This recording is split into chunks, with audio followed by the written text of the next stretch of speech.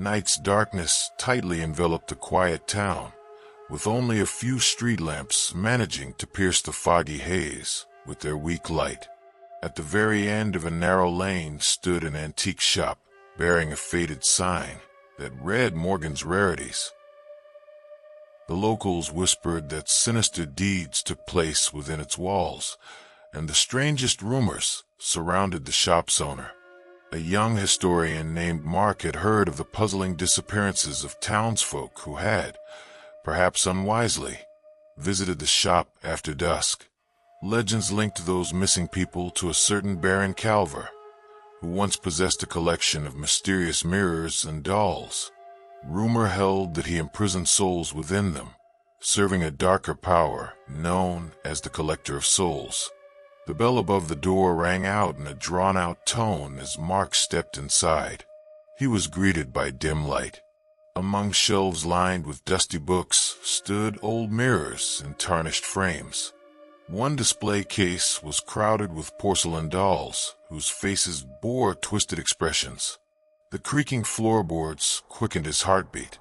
From the back of the shop emerged a man in a black overcoat, who greeted Mark with a polite bow. He was dressed tastefully, yet his gaze held a cold detachment. "Are you seeking unusual relics?" he asked quietly. Mark mentioned Baron Calver, and the shopkeeper's eyes glimmered with a strange light. "I've heard of him," the man responded. "Rumor has it he discovered how to imprison souls and objects and hand them over to the collector. A risky pursuit." Mark surveyed the shop. The mirrors reflected faint light, and in each one, he thought he saw indistinct shadows stirring. The dolls seemed to watch his every move. The place smelled of damp and dust. The young historian asked, "Who is this collector of souls?" The shopkeeper gave a subtle smile. "A being that serves as nourishment for those who crave power. The story goes that the Baron, blinded by his desire for immortality, made a deal with it.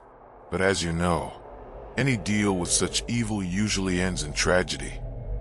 In a far corner, Mark noticed a large mirror framed by intricate designs of interwoven figures.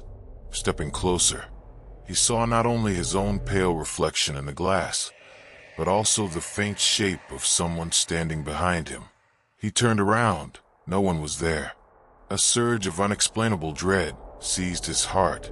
He who delves into the forbidden risks losing his soul, the shopkeeper said, breaking the silence. "They say the Baron once let the collector into our world. Ever since, people have vanished. It's rumored that their souls remain trapped in mirrors and dolls, longing for freedom. But destroying an item means obliterating the soul entirely. Such prisoners are condemned to eternal captivity." Mark's hands began to tremble. This chilling explanation for the disappearances seemed absurd, yet the shop's atmosphere filled him with horror. He realized he too might fall prey to this grim legend. The shopkeeper suddenly added, "If you want to understand Baron Calver's fate, have a look at his most prized creation." Leading his guest to a locked chest, he lifted the lid. Inside was a doll with empty eye sockets and a harsh smirk frozen on its lips. It was said that the Baron had confined his wife's soul within it, after she discovered his secrets of black magic. For the sake of eternal life, he spared no one, not even his own kin. People claimed the doll sometimes cried at night, and that its wails sounded like the voices of 100 souls. Mark felt growing terror in his chest. He could have sworn the doll had just moved an arm, though perhaps it was only a play of the light. The shopkeeper watched him without a hint of sympathy. "It's up to you whether to believe it or not. But don't forget, many skeptics have vanished, leaving behind only faint whispers and old mirrors."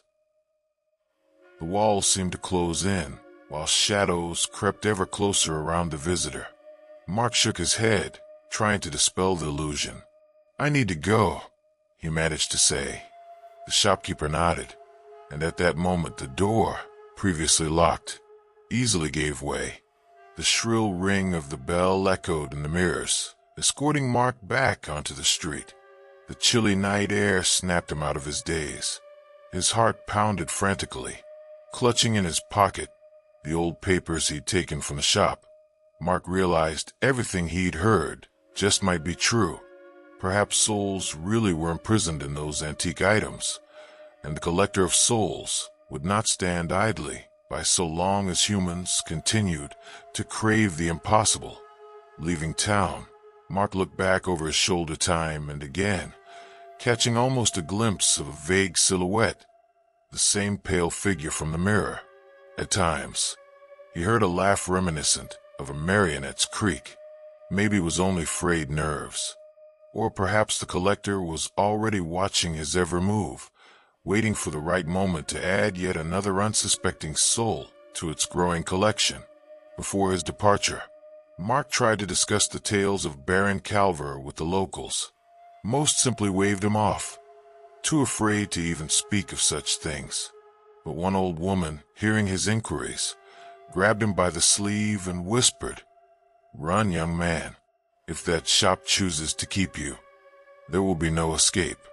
They say the collector of souls seeks hearts brimming with curiosity."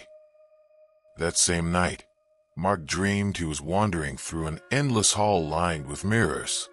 He heard his own echo, and in those reflections, he saw himself aging before his very eyes. Pale hands reached out through the glass, pleading for help. At the far end of the hall, he made out Baron Calver's figure, pointing at Mark, ordering some unseen presence to advance. Then the Baron's face blurred into a lipless sneer, and every mirror shattered at once, unleashing silent screams. Having left the town, he could not shake the feeling that he had taken fragments of other people's fears with him. Whenever he passed a shop window and saw his reflection, Mark peered deep into the glass. Could there be another wan figure lurking behind it? And every gust of wind stirring the curtains in his apartment reminded him of the haunting presence of something ominous. This is how the most terrifying legends are born, from scattered pieces of reality, woven together with the bottomless darkness of human desire. In the end, there is nothing more perilous than believing we can command a force that feeds on souls. Baron Calver once tried, and where did that lead him?